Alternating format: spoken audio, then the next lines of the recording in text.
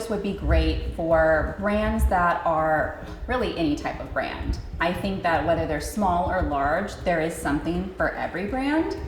I think from my own experience as a growing brand that it helped tremendously, not just in providing great customer experience, but for like kind of opening up questions like, we could do this, maybe we could try something different. However, even if you are an established brand, you use another help desk, I feel like Gorgias just has so much more of what brands need today, and that having that all under kind of that one roof is really what's helpful. So this sort of, it can apply if you worked at Jackson like pre-Gorgias, and it can also apply if you've always had Gorgias, but like how has Gorgias impacted your CX team? Yes, absolutely. Well, we used a different help desk at the very start when I worked with Jackson. I only had a brief stint with that other company, and we went right back to Gorgias. Still so young at that time. For me personally, it's helped me to see the total view of the customer. I want to know how many conversations have they had with us? What are the things they're contacting us about? And that was at like a more basic level where I was just learning about the brand and training new agents to come on and building the foundations. Now it's so much more. I think it's like, what are the possibilities? How much more can we do as a CX team? How much more can I provide to other departments and shareholders at my company? Okay, so, I'm recognizing that you're quite new in the, like ramping up to AI agent kind of thing, but what would you say to brands that feel very hesitant about AI and CX? Yes, so I think that, the hesitancy has always been there. I think it was there with Automate as well. It's always that fear of, are you going to replace jobs? Is it going to sound robotic? Is it taking away the human touch that for me especially I think is very important in customer experience today? But I've been, not that I was too nervous, I was surprised above and beyond, you know what I mean? Like I saw those responses and I was like, wow, I would have said it the same way, or that was even better, like that was a nice touch. So I liked that. I think also that it made me realize, okay, here are areas where we might not want AI to touch because we could do something different. Maybe we can think of something new. But I think that it does help you understand better of where to allocate your team's time. And always what I say with like AI or automation is that you want your agents, your team members, to be able to have more engaging conversations. That's always the end goal for me. And I think it's like, what can the humans do more of? So like, what can we have Automate take care of all those little easy things that we can have these more engaging, authentic, and personable conversations? I think it was Amanda who was saying like, it's obviously our agents like a full-time job to answer emails, but like, they don't want to answer emails that are just like absolutely. Like you can say the same thing over and over so many times, but it's gonna wear on you, And a lot of times, like I know when I used to talk to customers all day long, I want to talk about fun things. I want to talk about the memorable moments that our product it's going to do for them. A wedding, a birthday.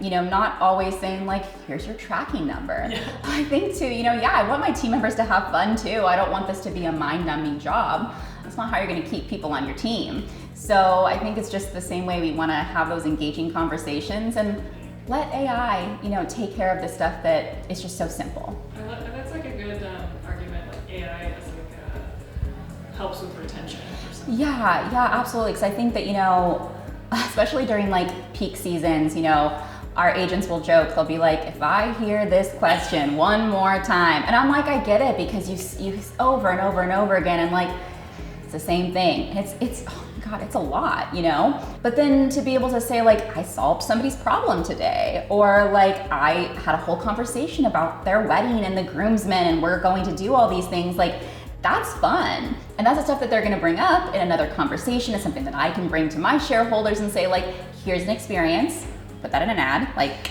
wanna write that one in. And that's what we want, you know what I mean? We're not gonna put in an ad or review like, they sent me my tracking number. It's not gonna do it, But it's those things that make your brand memorable. That's what you want. Yeah, okay, and then this one, like, there's no right or wrong answer. I've been asking everyone this, is AI making CX more or less human?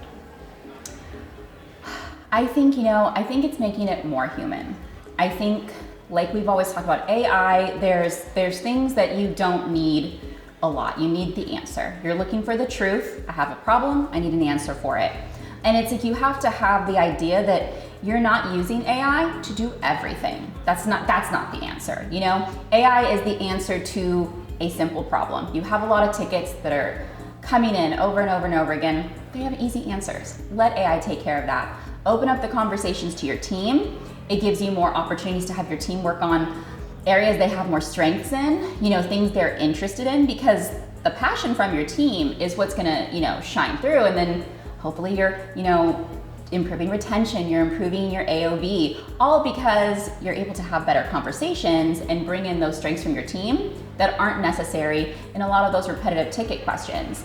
And I think that it makes you think as well. It makes you think and you know, what does AI handle? And how can we make AI more personable to our customer? And then on the same side, are we even speaking to our customers in the way that's authentic? So I think it's like two sides where you can really, you know, put a lot more effort into those responses you give.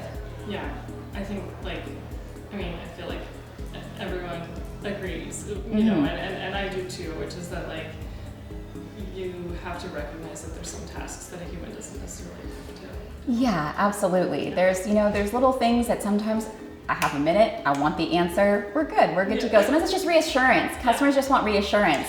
And then if there's something that, hey, this may be more intense of a question, you're gonna want reassurance from a human. And then they're gonna be able to give that, you know, empathetic feeling that you're looking for.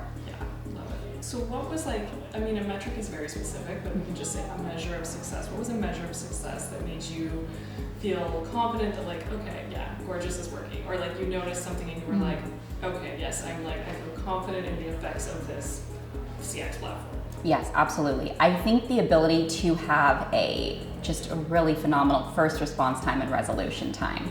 I mean, so much is dependent on the team you have and the way you train that team.